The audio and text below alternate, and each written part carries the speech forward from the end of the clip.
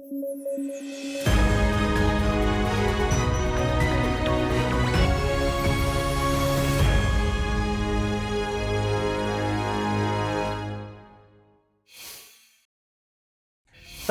Cannes film festival 2024 में पायल कपाड़िया की film All We Imagine as Light ने ग्रैंड प्रिक्स पुरस्कार जीतकर कांस का दूसरा सबसे बड़ा सम्मान हासिल कर लिया है। ऐसा करने वाली ये देश की पहली फिल्म बन गई है। कांस में भारत की पिछली फिल्म स्वहम 30 साल पहले नामित हुई थी। पायल कपाड़िया की फिल्म को कांस 2024 में पाल्मे d'Or श्रेणी के लिए नामित किया गया था। यह फिल्म 2 नर्सों के जीवन पर केंद्रित है। फिल्म को भारत और फ्रांस के बीच हस्ताक्षरित ऑडियो विजुअल संधि के तहत सूचना एवं प्रसारण मंत्रालय ने आधिकारिक इंडो फ्रेंच सह उत्पादन का दर्जा दिया था। इसके अलावा कांस 2024 में चिदानंद एस नाइक की short film Sunflower Were the First Ones to Know ने भी ला सिनेफ का प्रथम पुरस्कार जीता। इसके बाद भारतीय अभिनेत्री अनुसुईया सेन गुप्ता ने सर्वश्रेष्ठ अभिनेत्री का पुरस्कार अनसर्टेन रिगार्ड अपने नाम किया। वहीं भारत में जन्मी मानसी माहेश्वरी की एक एनिमेटेड फिल्म बनीहुड ने ला सिनेफ का तीसरा पुरस्कार जीता। फ्रांस के शहर कांस में सालाना कांस फिल्म महोत्सव का आयोजन होता है। इसकी शुरुआत 1946 में हुई थी। इसे 2003 तक अंतर्राष्ट्रीय फिल्म महोत्सव कहा जाता था। इसमें देश दुनिया के तमाम बड़े बड़े सेलिब्रिटीज शिरकत करते हैं। इस साल यह फेस्टिवल 4 मई से लेकर 25 मई 2024 तक आयोजित हुआ था। फेस्टिवल बोर्ड हर साल पुरस्कार देने के लिए जूरी का चयन करता है। इस साल इसकी अध्यक्षता अमेरिकी निर्देशक ग्रेटा गेरविग ने की थी। भाला फेंक में Olympic gold medallist Neeraj Chopra ने ओस्ट्रावा गोल्डन स्पाइक 2024 से खुद को बाहर कर लिया है। दरअसल 2 सप्ताह पहले प्रैक्टिस के दौरान नीरज चोपड़ा को मांसपेशियों में चोट लग गई थी। इसलिए आगामी पेरिस ओलंपिक को देखते हुए उन्होंने ऐसा फैसला किया है।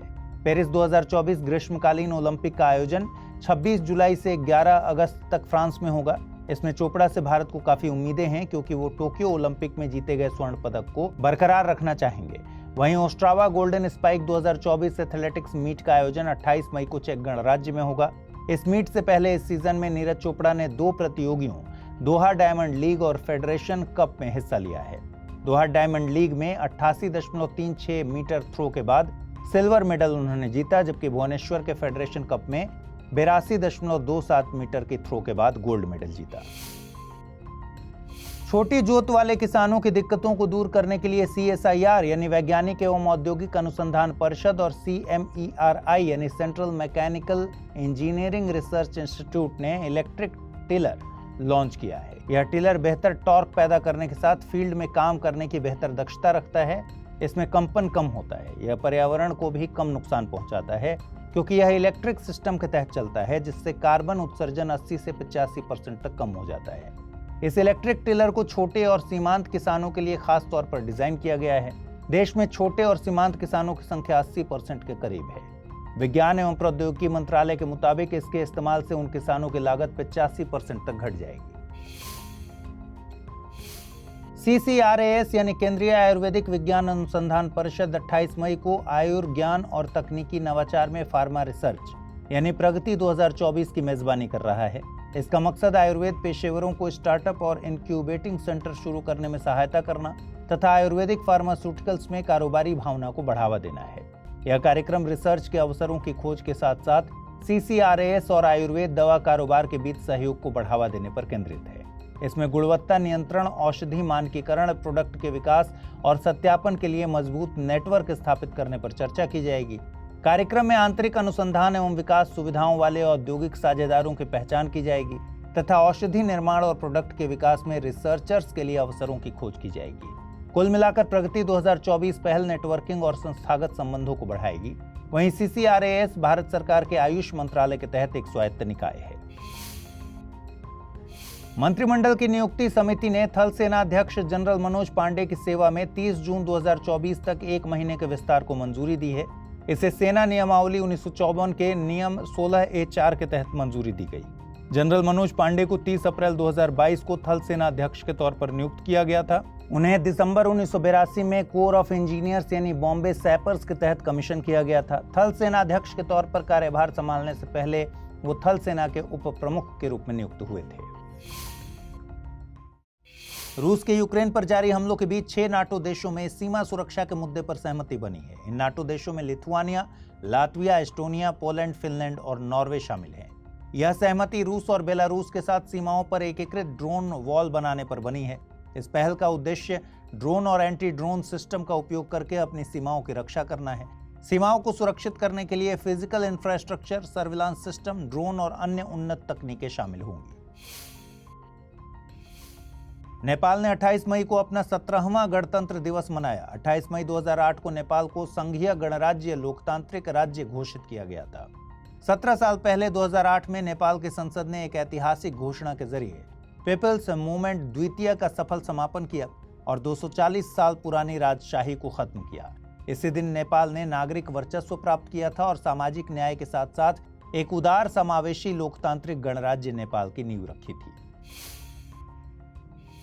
तेलंगाना सरकार ने राज्य भर में तंबाकू और निकोटीन युक्त गुटखा और पान मसाला के निर्माण, भंडारण, वितरण और बिक्री पर सब पर प्रतिबंध लगा दिया है। यह प्रतिबंध 24 मई 2024 से शुरू होकर 1 साल की अवधि के लिए लागू रहेगा। राज्य सरकार ने यह प्रतिबंध खाद्य सुरक्षा और मानक अधिनियम 2006 के तहत लगाया। तंबाकू उत्पादों के सेवन से oral cancer, oral submucous fibrosis और कई अन्य बीमारियों का खतरा होता है। हमने पिछले एपिसोड में पापुआ न्यू गिनी में आए विनाशकारी भूस्खलन की खबर को कवर किया था, जिसमें सैकड़ों लोग दब गए और जान माल को काफी नुकसान हुआ। पापुआ न्यू गिनी ने सभी देशों से मदद की अपील की थी, जिसके चलते भारत ने इस द्वीपीय राष्ट्र को तत्काल राहत सहायता के रूप में $1 मिलियन की पेशकश की है। भारत की यह पेशकश इंडो पैसिफिक महासागर पहल यानी IPOI के तहत की गई है। इस पहल में आपदा जोखिम न्यूनीकरण और प्रबंधन एक महत्वपूर्ण घटक है। इसकी घोषणा नवंबर 2019 में प्रधानमंत्री नरेंद्र मोदी ने की थी। भारत इससे पहले भी 2018 में आए भूकंप, 2019 और 23 में ज्वालामुखी विस्फोट के समय भी पापुआ न्यू गिनी की मदद कर चुका है। भारत को टॉप 10 व्यापारिक साझेदारों में 9 के साथ व्यापार घाटे का सामना करना पड़ा है। यहाँ व्यापार घाटा आयात और निर्यात के बीच के अंतर को दिखाता है। यदि आयात अधिक हो रहा है निर्यात की तुलना में तो यह व्यापार घाटे को दिखाता है, और यदि निर्यात अधिक है आयात से तो यह व्यापार सरप्लस को दिखाता है। आंकड़ों के अनुसार चीन, रूस, दक्षिण कोरिया और हांगकांग के साथ व्यापार घाटा बढ़ा है। भारत का व्यापार अधिशेष यानी trade surplus America, Britain, Belgium, Italy, France और बांग्लादेश के साथ रहा।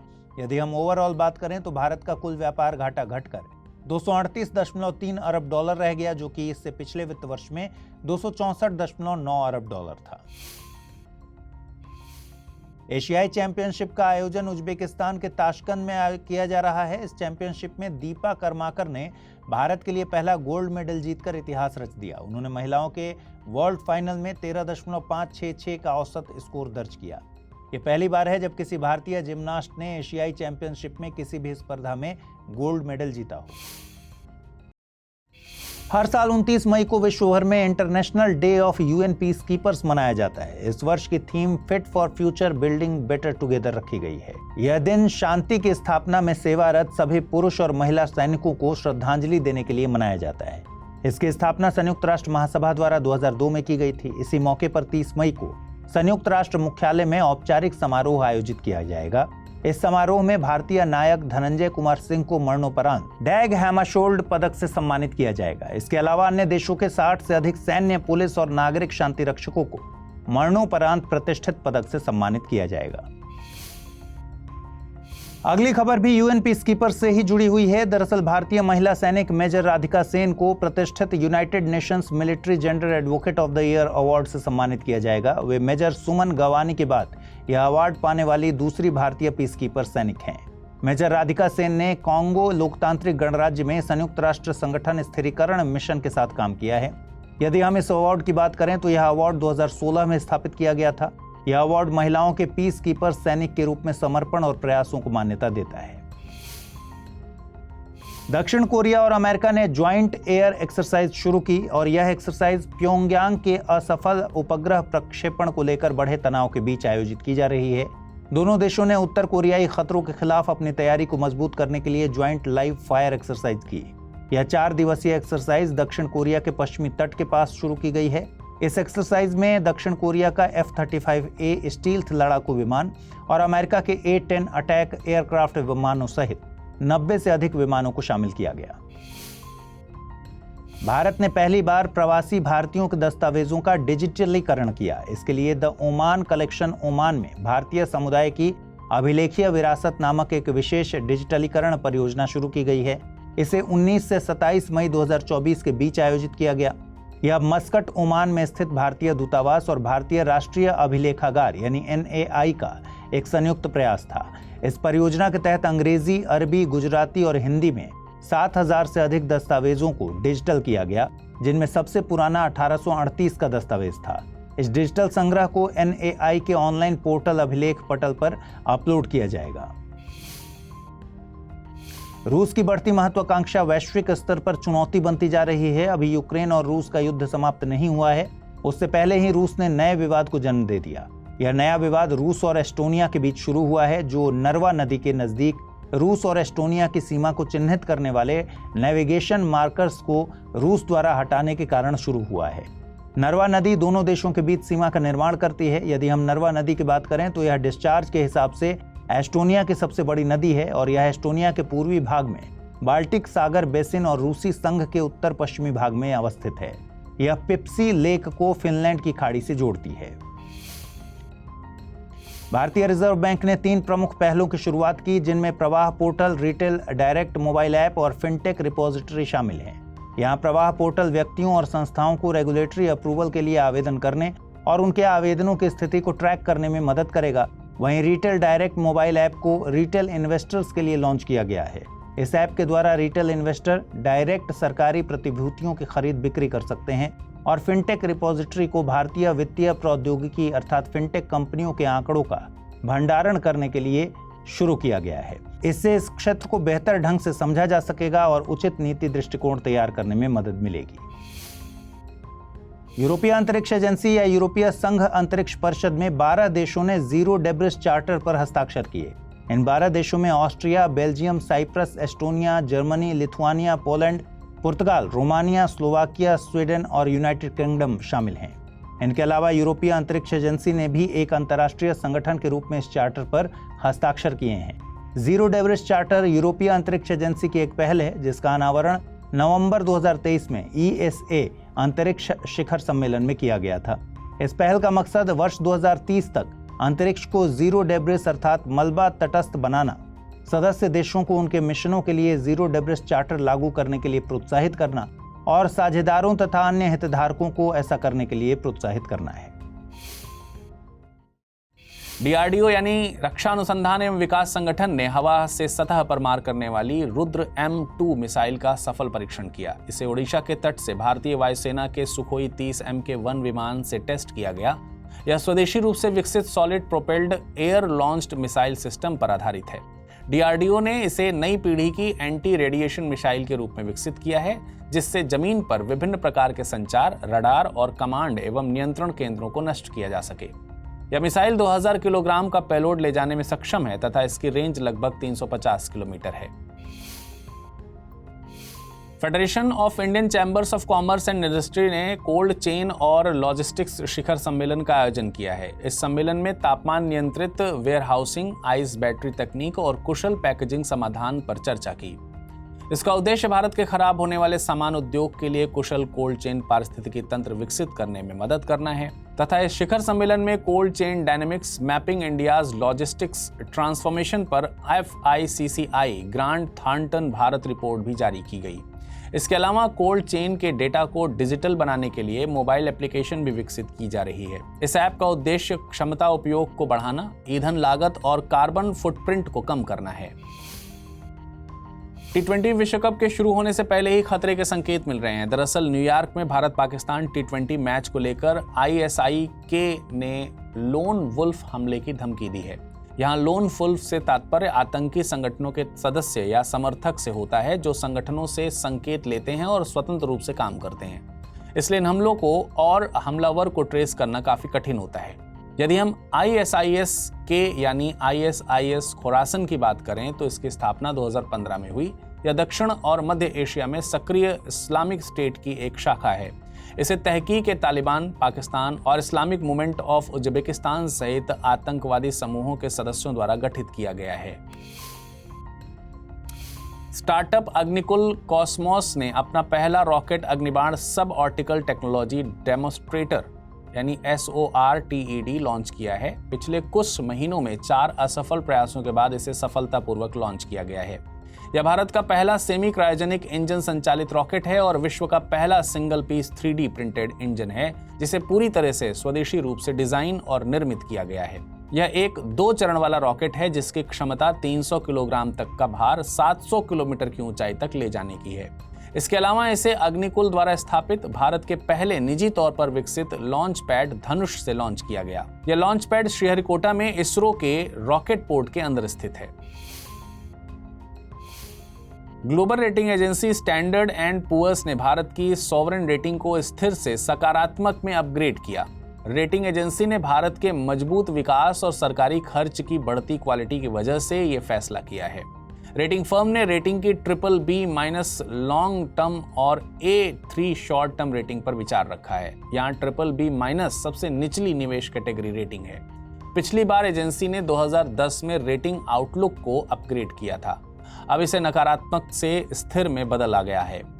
सॉवरेन क्रेडिट रेटिंग किसी देश के निवेश आउटलुक के रिस्क लेवल को मापने का एक साधन है। इसके साथ ही यह इन्वेस्टर्स को देश की अपने डेप्ट चुकाने की कैपेसिटी से अवगत कराती है। हर साल 30 मई को भारत में हिंदी पत्रकारिता दिवस के रूप में मनाया जाता है। दरअसल 1826 में आज ही के दिन हिंदी का पहला अखबार प्रकाशित हुआ था, जिसका नाम था उदंड मार्तंड। यह एक साप्ताहिक समाचार पत्र था। इसके संपादक व प्रकाशक पंडित जुगल किशोर शुक्ल थे। इसका प्रकाशन उस समय हुआ था जब भारतीय मीडिया परिदृश्य पर अंग्रेजी, फारसी और बंगाली अखबारों का दबदबा था। हालांकि 79वें संस्करण के बाद इसका प्रकाशन बंद कर दिया गया था। यदि हम भारत में प्रकाशित प्रथम अखबार की बात करें तो बंगाल गजट था। इसे जेम्स ऑगस्टस हिक्की द्वारा प्रकाशित किया गया था तथा भारतीय भाषा में प्रकाशित पहला समाचार पत्र दिग्दर्शक था। भारत 2024 से 26 के लिए कोलंबो प्रोसेस का अध्यक्ष बना। यह पहली बार है जब भारत इसका अध्यक्ष बना है। कोलंबो प्रोसेस एक क्षेत्रीय सलाहकार मंच है। इस क्षेत्रीय समूह की स्थापना 2003 में की गई थी। कोलंबो प्रोसेस में प्रवासी श्रमिकों के मूल वाले एशियाई देशों के 12 सदस्य देश शामिल हैं। यह विदेशों में रोजगार के संबंध में सर्वोत्तम प्रथाओं के आदान प्रदान के लिए एक मंच के रूप में काम करता है। यह सुरक्षित, व्यवस्थित और कानूनी प्रवास को बढ़ावा देता है। हर साल 31 मई को वर्ल्ड नो टोबैको डे यानी विश्व तंबाकू निषेध दिवस के रूप में मनाया जाता है। इस वर्ष की theme protecting children from tobacco industry interference रखी गई है। यदि इसके इतिहास की बात करें तो विश्व स्वास्थ्य संगठन यानी WHO ने 1987 में विश्व तंबाकू निषेध दिवस मनाने का फैसला लिया था। पहले 7 अप्रैल को वर्ल्ड नो स्मोकिंग डे के रूप में चुना गया, लेकिन 1988 में एक प्रस्ताव के द्वारा दिन और नाम बदलकर 31 मई का दिन वर्ल्ड नो टोबैको डे के रूप में चुना गया। इसका मकसद लोगों को तंबाकू से होने वाले खतरों के बारे में बताना और जागरूक करना है। कावांगो जाम्बेजी ट्रांस फ्रंटियर संरक्षण क्षेत्र शिखर सम्मेलन का उद्घाटन किया गया। इसे काजा शिखर सम्मेलन के नाम से जानते हैं। इसका आयोजन विक्टोरिया फॉल्स के उत्तरी किनारे पर स्थित जाम्बिया के लिविंगस्टोन शहर में किया जा रहा है। यह विश्व की सबसे बड़ी अंतर्राष्ट्रीय संरक्षण पहलों में से एक है। इसी संरक्षण पहल की समीक्षा के लिए 5 दक्षिणी अफ्रीकी देश इस सम्मेलन में मिलते हैं और भविष्य की रूपरेखा तैयार करते हैं। यदि हम कावांगो जाम्बेजी यानी काजा क्षेत्र की बात करें तो यह 5,20,000 वर्ग किलोमीटर का एक आर्द्र भूमि क्षेत्र है जो 5 दक्षिण अफ्रीकी देशों में फैला हुआ है। इन देशों में शामिल हैं अंगोला, बोत्सवाना, नामीबिया, जाम्बिया और जिम्बाब्वे। इन देशों ने 2006 में एक समझौता किया। इसके परिणाम स्वरूप 2011 की काजा संधि हुई। Coalition for disaster resilient infrastructure CDRI ने डिजास्टर रेजिलिएंट इंफ्रास्ट्रक्चर का समर्थन करते हुए एक नई निधि पहल की घोषणा की। इस घोषणा के तहत स्मॉल आइलैंड डेवलपिंग स्टेट्स यानी SADS को $8 मिलियन का वित्त पोषण किया जाएगा। यह घोषणा एंटीगुआ और बारबुडा में आयोजित SADS पर संयुक्त राष्ट्र के 4थे अंतर्राष्ट्रीय सम्मेलन में की गई। यह fund infrastructure for resilient island state programme IRIS का हिस्सा है। CDRI की बात करें तो इसे 2019 में संयुक्त राष्ट्र जलवायु कार्रवाई शिखर सम्मेलन में प्रधानमंत्री नरेंद्र मोदी द्वारा पेश किया गया था। इसका लक्ष्य जलवायु परिवर्तन और आपदाओं से जुड़े जोखिमों के लिए नए और पुराने दोनों बुनियादी ढांचा प्रणालियों के लचीलेपन को बढ़ाना है। शांग्रीला डायलॉग शिखर सम्मेलन की शुरुआत सिंगापुर से हुई। यह शांग्रीला डायलॉग का 21वां संस्करण है और यह सम्मेलन इस समय चर्चा में इसलिए भी है क्योंकि अमेरिका और चीन के रक्षा प्रमुख 2 वर्षों में पहली बार आमने सामने बैठक करेंगे। इसमें दक्षिण चीन सागर और ताइवान जैसे संवेदनशील मुद्दों पर चर्चा होगी। शांग्रीला डायलॉग की बात करें तो इसकी शुरुआत 2002 में सिंगापुर के शांग्रीला होटल में हुई थी। यह सिंगापुर में प्रति वर्ष आयोजित होने वाला एशिया का प्रमुख रक्षा शिखर सम्मेलन है। इसे एक स्वतंत्र think tank international institute for strategic studies द्वारा आयोजित किया जाता है। पाकिस्तान ने चीन के सहयोग से बहु मिशन संचार उपग्रह का सफलतापूर्वक प्रक्षेपण किया। इसे पाक सैट MM-1 नाम दिया गया। यह 1 महीने में पाकिस्तान द्वारा अंतरिक्ष में भेजा जाने वाला दूसरा उपग्रह है। यह उपग्रह पाकिस्तान में इंटरनेट सुविधाओं को बढ़ावा देगा और टेलीविजन प्रसारण, सेलुलर फोन और ब्रॉडबैंड सेवाओं को बेहतर बनाने में मदद करेगा। इस उपग्रह का प्रक्षेपण पाकिस्तान और चीन के बीच मजबूत साझेदारी को भी रेखांकित करता है। इसी के साथ पाकिस्तान के अंतरिक्ष में मौजूदगी भी बढ़ गई है। उसके नाम पर कम से कम 7 उपग्रह हो गए हैं। भारतीय वायुसेना की एक टुकड़ी 16 दिवसीय बहुराष्ट्रीय सैन्य अभ्यास रेड फ्लैग में हिस्सा लेने अमेरिका के अलास्का में पहुंची। भारतीय वायुसेना का राफेल लड़ाकू विमान इस हवाई युद्ध में हिस्सा लेगा। यह अभ्यास 2 सप्ताह तक चलने वाला एक उन्नत हवाई युद्ध प्रशिक्षण अभ्यास है, जिसका मकसद बहुराष्ट्रीय वातावरण में वायुसैनिकों को एकीकृत करना है। इस युद्ध अभ्यास की शुरुआत 1975 में हुई थी। इसे वर्चुअल वॉर एटमॉस्फेयर में यथार्थवादी प्रशिक्षण देने के लिए डिजाइन किया गया है। इस अभ्यास में अमेरिकी वायुसेना, नाटो और अन्य संबंधित देश हिस्सा लेते हैं।